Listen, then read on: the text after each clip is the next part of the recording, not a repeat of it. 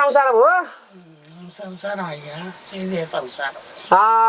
చూసిన ఆరులా అర్థం అవుతుందా?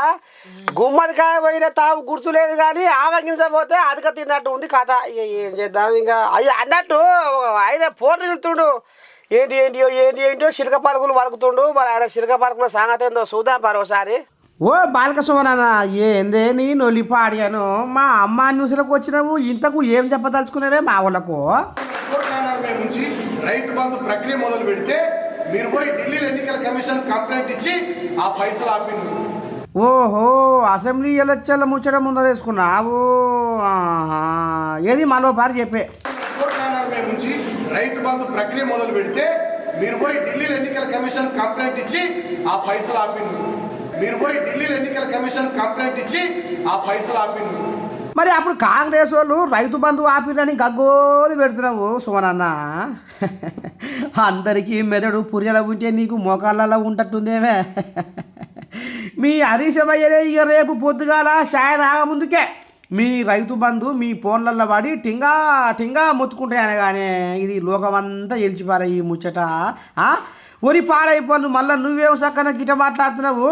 ఈ ముచ్చట ఎన్నికల సంగపోల కంచె పడేసరికి ఎన్నికల కోడ్ దాటినవని కానీ గాలు బంద్ పెట్టిస్తే నువ్వేందే సువనన్న గుణపూరు జంగాలు అమ్మకిలు కట్టినట్టు మాట్లాడతావు. ఇదేనా తరిగా మాట్లాడే తరిగా?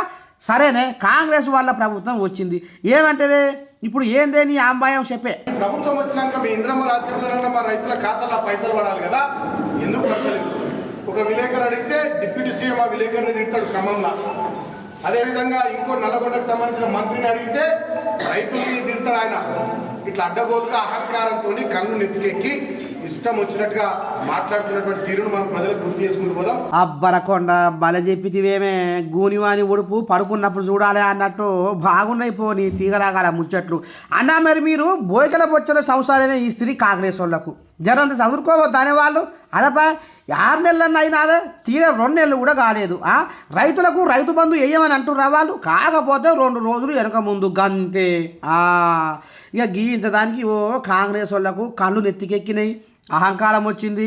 అహంకారం ఎవరికి వచ్చిందే? జనాలు తీర్పు ఇయ్యలేదానే?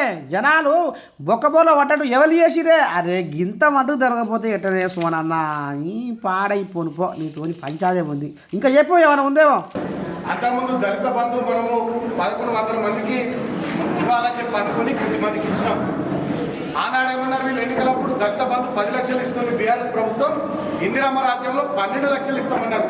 మరి ఇప్పుడు ఆ ఖాతాలు ఫ్రీజ్ చేసి వీళ్ళంతా రాశికి రాని రంగానికి రాని బంధులే మీ కొంప ముంచిని ఆటగానే. ఏనో ఒక ఆడ ఒక్కరికే 10 లక్షలు ఇచ్చుడేంది, 10 మందికి లచ్చ ఇస్తే బాగుండుగా.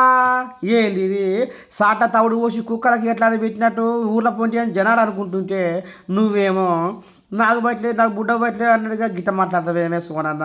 ఈ ముచ్చట నీకు ఎరకలేదా ఆనా జరిగింది. ఇక అన్నట్టు ఇంకో ముచ్చట సుమనన్న, ఈ దళిత బంధు పేరు మీద నిజమైన పేదోడికి లబ్ధి చేకూరినాదే.